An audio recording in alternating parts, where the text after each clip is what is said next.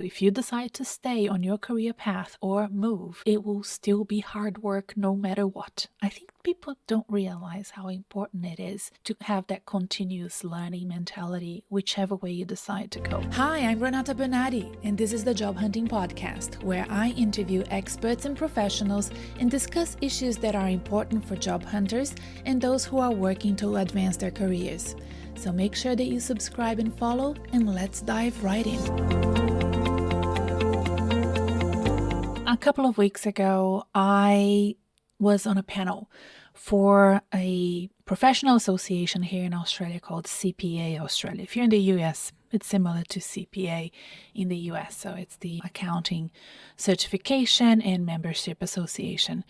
And the topic of that panel discussion was, are you ready to future-proof your career?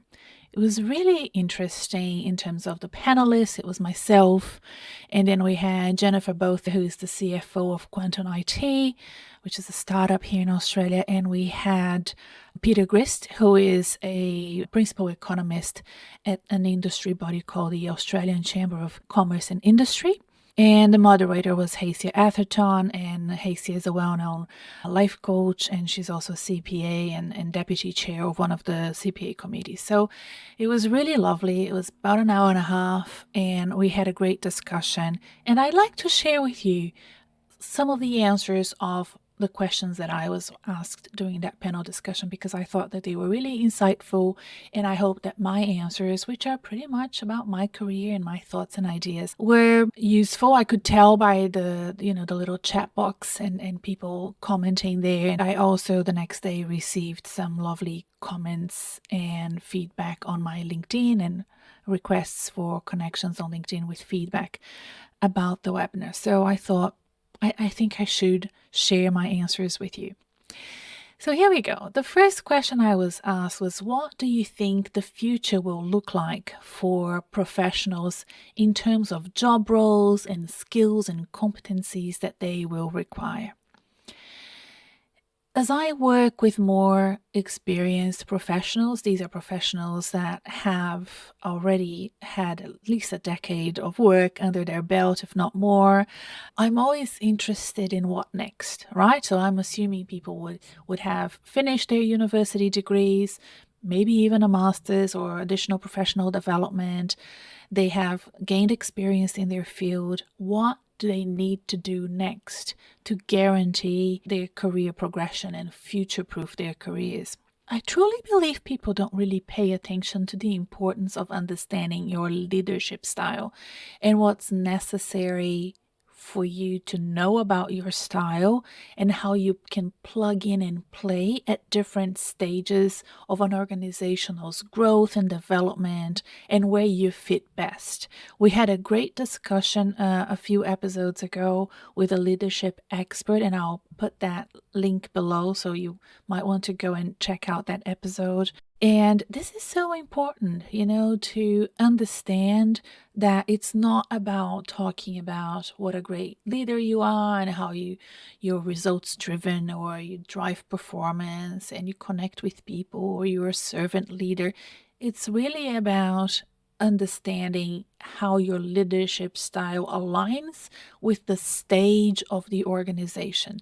Does the organization needs a leadership that needs to come in and fix things, or grow things, or build things, or be a visionary and start sort of recreating an organization that is out of touch with the trends in the market and what's going on for their industry?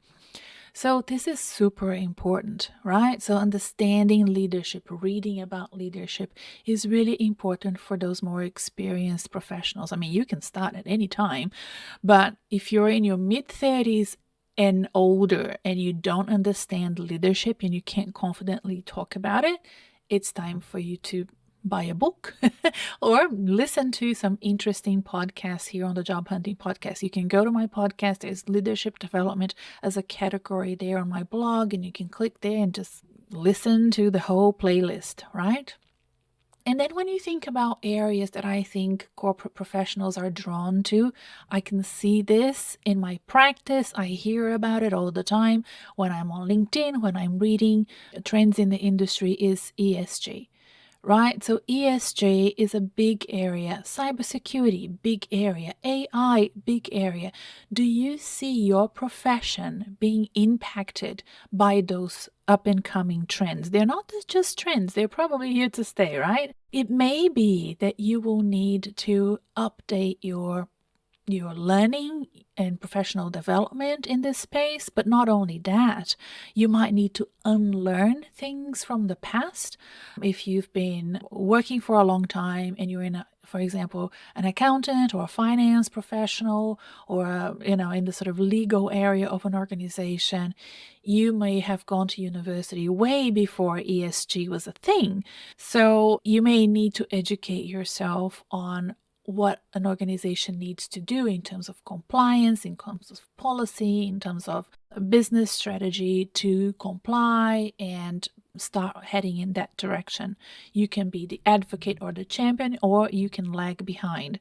And I think that that's, problematic in terms of future proofing your career if you're lagging behind.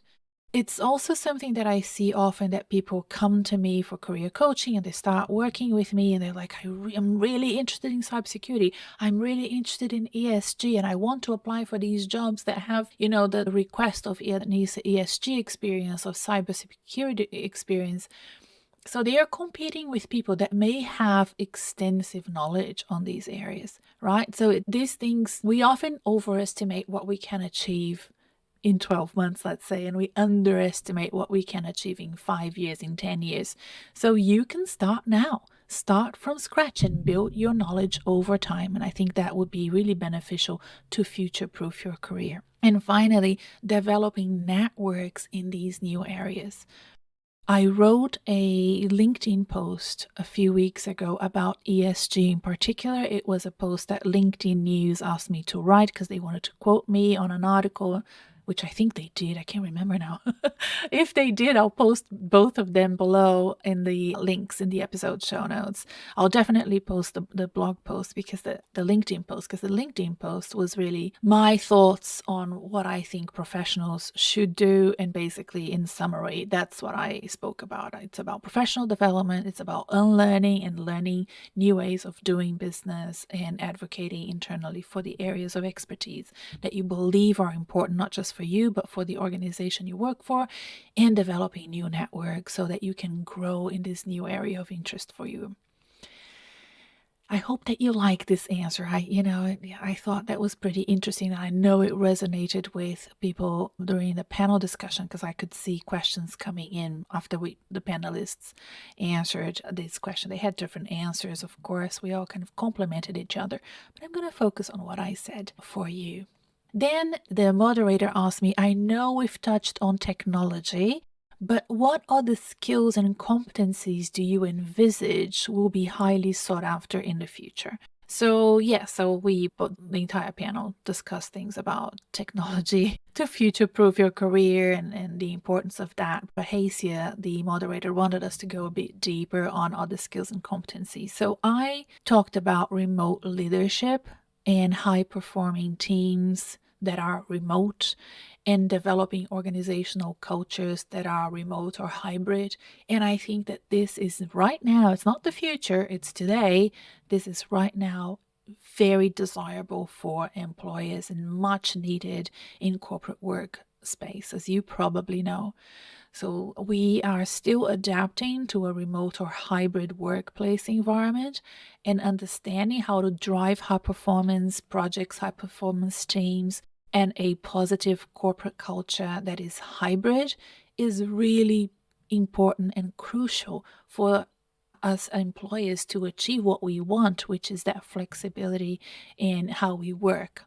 We know that that's what employees want, because they've been asking for it, and there's pushback from employers, and we're still sort of negotiating how to move forward, right? But if we can prove to employers that we can be high performing working hybridly or working remotely, that's really going to help us crystallize the benefits that we've seen since the pandemics of working from home, if this is what most of us in the corporate world seems to be inclined to do. So I think that understanding how to do that is really important. This is not new research in management research. We've been researching remote leadership styles and leading from afar, from my understanding since the 70s. I've read that type of research when I was studying and doing my honors degree, which in Australia is the equivalent of a master's in the US. And I fell in love with that research and I thought it was so interesting. And it's now probably going to be picked up again. And I'm hoping to see more research coming up on that sort of remote leadership and how to promote it and how to develop a high performance organization with remote and hybrid workforce. So I would really encourage you to Google it, start reading about it, and get to know how you can become a great leader and a great member of a team that works in that sort of hybrid space. Then we moved on to talk about the rhetoric about the fear of technology replacing professionals and corporate professionals in particular. So the moderator asked, what we thought about it. And you know how big a fan I am of AI. I think AI is a great resource for job seekers. It makes your life much easier. I'm not afraid of it as a career coach. I don't think it will replace my services. In fact, I've seen my services only grow in the past year, and I've been talking about ChatGPT nonstop. You're probably tired about it because I talk about it so much, and I have not seen any decline in the work that I do. I think it's important for professionals to understand the importance of technology in the recruitment and selection process. So I advocate for knowledge and education of employees and job seekers in understanding how technology can impact recruitment and selection and therefore their careers. So the more you understand technology, the more you can future-proof your career outcomes and professional development, right? So there's that space where I operate in. In terms of you operating as a professional and understanding technology, that is so important. We talk a lot about ageism, and I, of course, a great advocate for anyone who wants to work for as long as they want and wants to be involved in their careers and have drive and energy and so forth, or just they need to work and they need to pay the bills. Most of my clients are in the second half of their career, so I love and I'm passionate about giving them that sense of control of outcomes and so forth. And one of the most important things that can give you that sense of control is educating yourself on the technology involved in doing the work that you do and in your professional. When I talk to career changers or people that are considering career change, if they have that fear of changing careers, I often say this: no matter what you decide to do, if you decide to stay on your career path or move, it will still be hard work no matter what. I think people don't realize how important it is to have that continuous learning mentality, whichever way you decide to go. If you are a marketing manager and you want to continue being a great marketing manager and having and future-proofing your career for the next 5, 10, 15 years, the most important thing that you need to do is to understand what marketing managers do right now and what marketing managers will be doing 5 years from now. And that will most certainly involve understanding technology, as well as what I've said before about remote leadership and so forth. So if you want to change careers, then yep, you would still have to learn that new and educate yourself in that new career. So regardless of what you want to do, there is work to be done in terms of professional development. So this is why I think sometimes people overestimate what they will need to do in terms of enabling career change, and they underestimate what they need to do in order to future-proof their current careers. I hope that makes sense. So I'm very pragmatic about technology. I think we need to engage with it and understand it and be resourceful, be receptive to it, and also manage the risk of whatever profession we have being negatively impacted by technology, which means we could lose our jobs in the future. So always manage that risk well by maybe sprinkling your expertise in more than one area, or developing a side hustle, or changing careers. Like, you have to really investigate this could be a little project that you can do for a few months and understand this. Now, I'll tell you a story. Back in the late 90s, I thought travel agents were gone, were done, and I should sell my travel agency. So that's what I did. I sold my travel agency, which I started and built for 7 years. And look, I was going to sell it anyway because we wanted to move to Australia. But it started off as that sort of scary feeling that technology would take up the jobs of travel agents and we wouldn't exist anymore. And now I see, travel agents everywhere. I sold the travel agency and it's still up and running and doing quite well. I have a son who does not travel without a travel agent. He loves having a travel agent supporting his business trips, and there you go. So, I overmanaged that risk, to be honest. So I'm telling the story because I don't want anybody to freak out and think that their jobs will disappear. Because, if I had stayed in Brazil, I would probably be a travel agent and doing quite well. Because every time I go to Brazil, I visit my old travel agency and I get a little bit, sad that I'm not there because I really love doing that work. Anyway, here I am now.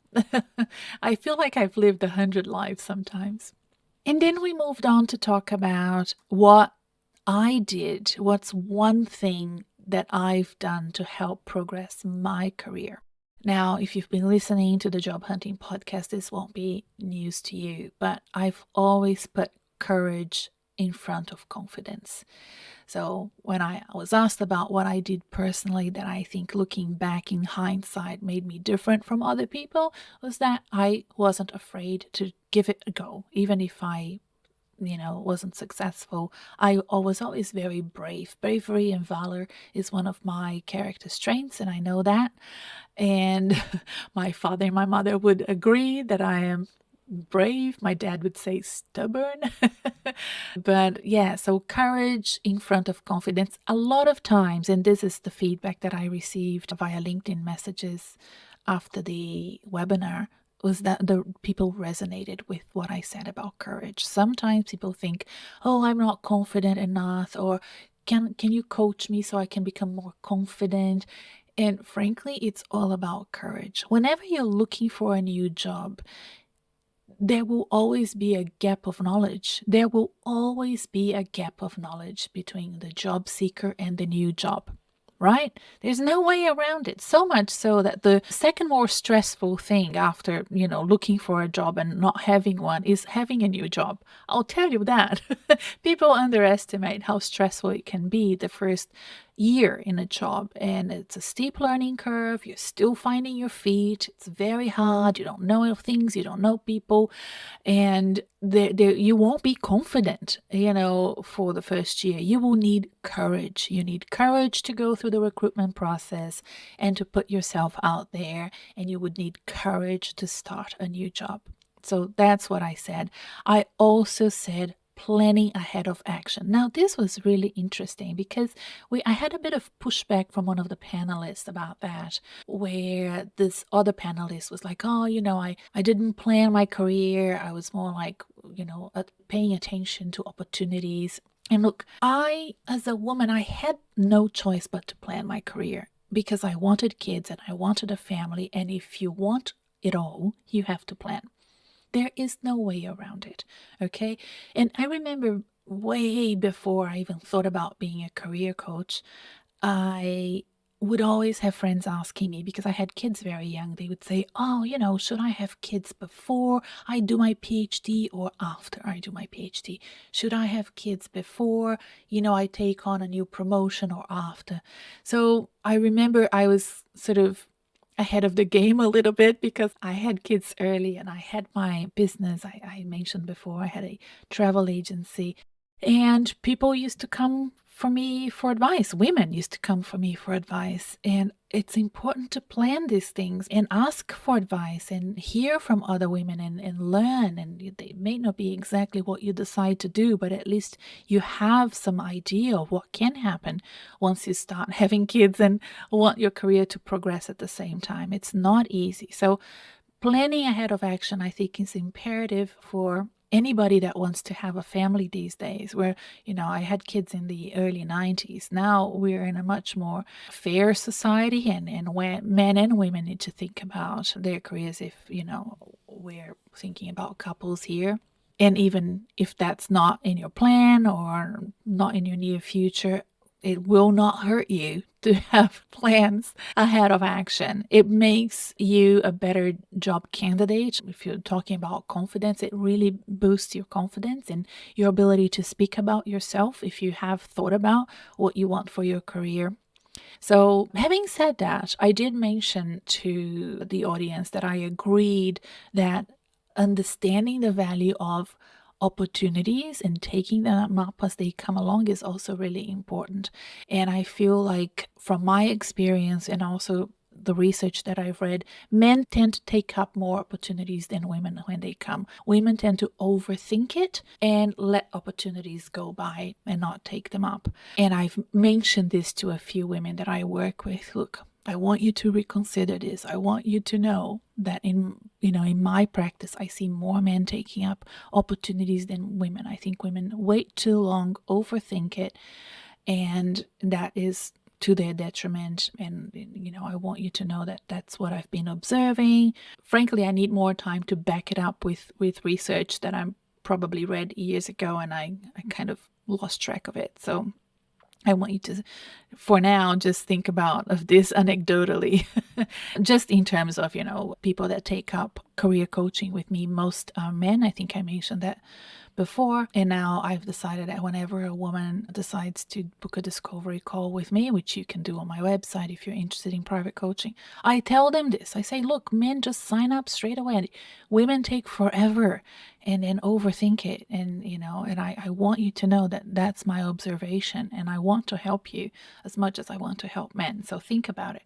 So those were the things I spoke about in terms of what I've done in terms of future-proofing my career. I am a planner. It comes naturally to you, but I think it can be learned, and that's what I teach when I run the group coaching program. It's all about planning and having that framework for job hunting.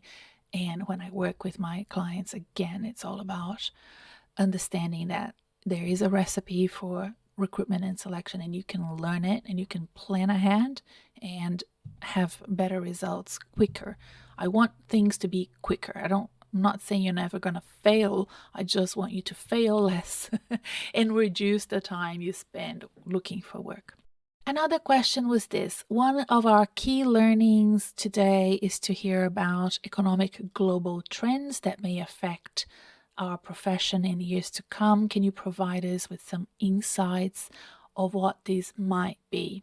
Again, I spoke about remote leadership, high performance teams, and most importantly, I spoke about culture.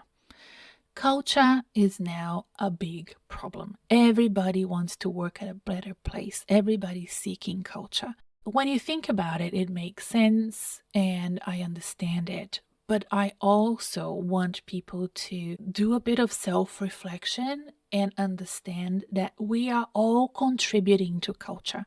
And wherever we go may not just fix the problem. We may need to learn about culture to be better participants and contributors to culture. So when you look for a workplace that has great culture, if they are that good as it's advertised, as good as you can tell and feel from your intuition going through the recruitment, they will be seeking people that will be great contributors to their culture. So I want you to be prepared for that, to future-proof your career and understand what are your career drivers, what are your personal values, what are your strengths, how can you contribute to their culture if you're interested in working for that organization. Talent Predicts, which is the strengths assessment test that I use, is a great, easy, fast way to help you understand how to present yourself, and also how to choose the best culture for yourself and not just apply at random. So it may be that you are the sort of professional that will thrive in a startup culture and not in a government department, or vice versa. There is no right or wrong answer for anybody. We need all of these organizations out there, but which type of culture suits you? So instead of just looking for a better workplace and a better culture, understand the cultures that suit you. So I hope this helps. I've been meaning to tell you this for a while, listeners, because whenever I do the free job hunting masterclass, I'm planning on doing one. Oh, can I do one before the end of the year? I don't think so. I will definitely do one late January. So stick around, sign up for my newsletter, because I'll definitely be doing one then. But whenever I do it and I ask, what are you seeking? Why are you here? Why are you looking for work? It's always about a job culture and a better culture. So yeah, you need to know what culture is. There are great resources out there. And I mean, even in this podcast, we've spoken to professionals and employers, and I hope that you have found some great interviews and opportunities to learn from previous episodes. Can't believe we've been going on for 4 years. Oh my God, it's amazing. The next question was about crisis management and adaptability as being important for these uncertain times. We're possibly going into an economic downturn in 2024. We're recording this in 2023, and we had an economist on the panel, so of course he spoke about that. And the moderator asked, what experiences or skills can we use to navigate this economic downturn and unexpected challenges? So I spoke about personal agility and the ability to pivot. There is a specific episode on the Job Hunting podcast with Marianne Roux, who is an expert on personal agility, and she's also an expert in the future of work. So I highly recommend that episode, and I'll put a link in the show notes. I also mentioned it's important for us as human beings to understand the difference between tapping on our intuition rather than tapping on our instinct. So instinct is fight and flight, is sort of part of our DNA for survival, and we needed that, and it's still very useful for many different situations out there, but it's overused.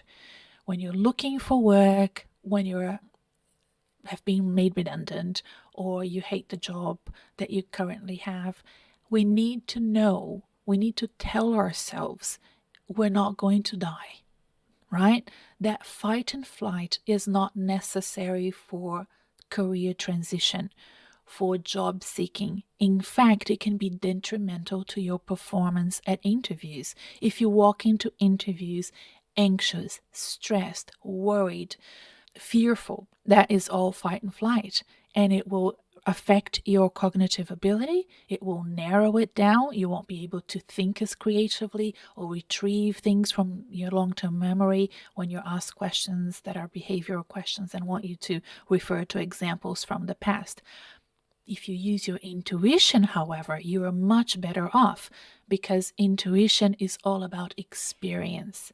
We build intuition over time based on our lives, the way that we live, the things we've learned. So if you're a professional with experience, you become better and better at intuitively know if that is a good workplace for you as the recruitment process goes by, if the people are in front of you being interviewed are experts in their fields or not, if they understand what you do or not. And if you're tapping into that, you can navigate the interview process way better. You can make decisions to go forward with the selection process or step out if you think that's not a good place for you to work.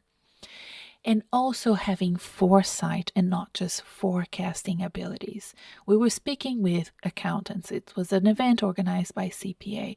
Accountants are great at forecasting, which is looking back and gathering numbers and predicting things based on previous results. We are in a time of our lives, we are growing and changing rapidly and exponentially, right? So, foresight now is so important because things are not performing the way that they used to. Climate, markets, everything that we measure now is kind of different. And we need to understand that forecast is very important, but foresight is about creative thinking. It's about brainstorming with others and understanding that the world is changing at a rapid pace. All right. Then Hacia asked, you have all made various career moves to get to where you are today. What has been one of the biggest surprises or learnings in your career to date? Now, if I knew how stress at work affects my personal health, I would have made, I believe I would have been smart and made different decisions in my life. If I had known that bad work environments really affect my mental health and my physical health, I would have probably moved out of jobs earlier. Sometimes I overstayed because I was afraid that by moving too soon, it would send the job market the wrong message about me. I don't think we need to worry about that anymore.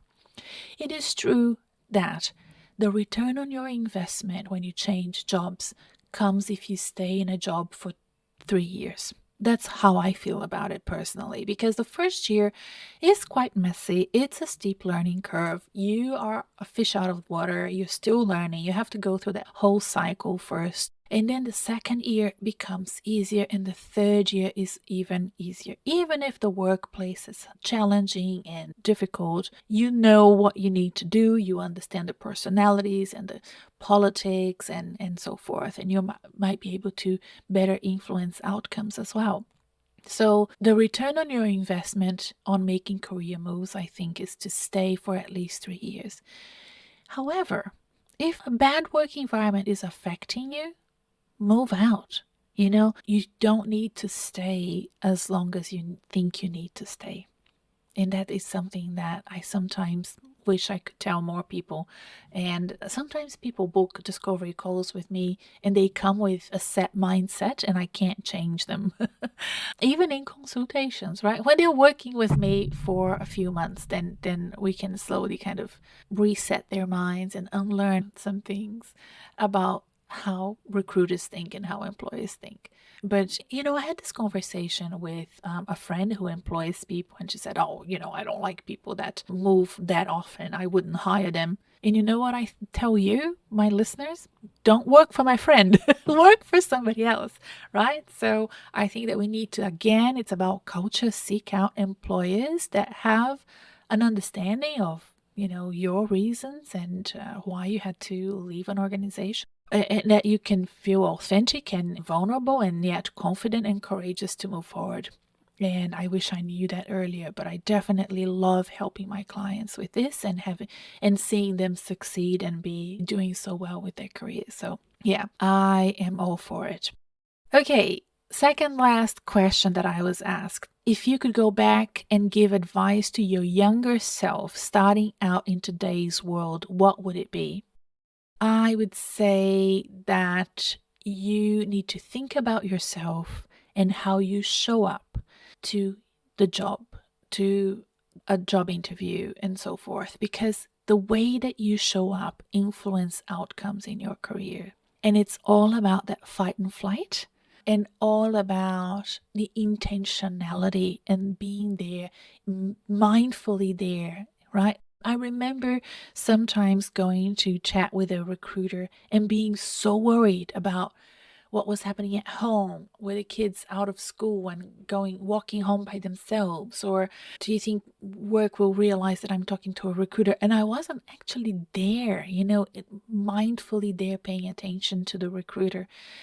And of course, I didn't get the job because it showed, and it shows your body language, the way you answer, the fact that you're a bit distracted, a bit anxious. You're probably not the best candidate that she will see for that opportunity. I am lucky that I have a healthy relationship with myself, but I could do better if I had understood the importance of my mindset and how it can influence outcomes for me. And again, it's something that I love to teach and coach and help people overcome as well. And finally, I was asked about complex business landscapes today and demands on being ethical and transparent, and how important that is for professionals, and how can we ensure that we are upholding principles that are important to us, values that are important to us while we navigate sort of business landscapes. And this was a very interesting question. I think that we sometimes get stuck between whistleblowing and thinking about what that would mean for our careers if it goes wrong. I recently interviewed an attorney, and her expertise is employment law. I would urge you to listen to that episode. I don't know what number it will be. As soon as it comes out, the link will be in the episode show notes for you. And it is so important to evaluate the benefits to you, the benefits to the organization, to society, to other employees of you coming out and raising the alarm bells for bad behavior, for things that are happening in the organization that are unethical or not great best practices in terms of culture or customer experience, whatever it may be. And I think that this is something that we need to grasp with as corporate professionals and professionals also working in nonprofit and government as well. And, I believe that if we aware that fight and flight are not necessarily needed anymore because being kicked out of an organization or deciding to leave an organization is not equivalent to being abandoned by a tribe in the savannah, which is how our brains are still thinking about situations like that, activating our fight and flight. I think that's really important. I think we have better ways now of managing our careers without activating survival mode.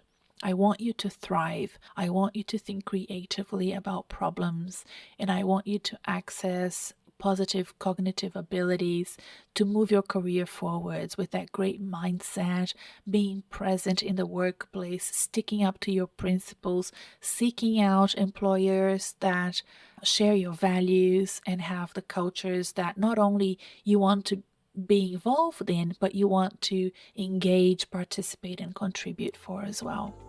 I hope you have enjoyed this episode. The links to the episodes that I have discussed will be down in the episode show notes. So let me see if I remember them all. There will be one with the attorney in the American attorney on employment law that I want you to listen to. There will be Mary and Rue about personal agility and the future of work. There will be the one about leadership styles that I mentioned as well. So yeah, the links will be in the episode show notes. There are 210 additional episodes for you to listen to. And we just turned 4 last week with episode 210. And I'm so excited to be in this sort of 5th year of the podcast and can't wait to share with you many episodes that I have already planned for you, including some very interesting interviews that are coming up. If you want to know more about me or subscribe to my newsletter, it's a weekly newsletter, you can go to my website and do that. It's renatabernardi.com. That's RENATABERNARDE.com. Ciao for now, and I'll see you next time. Bye.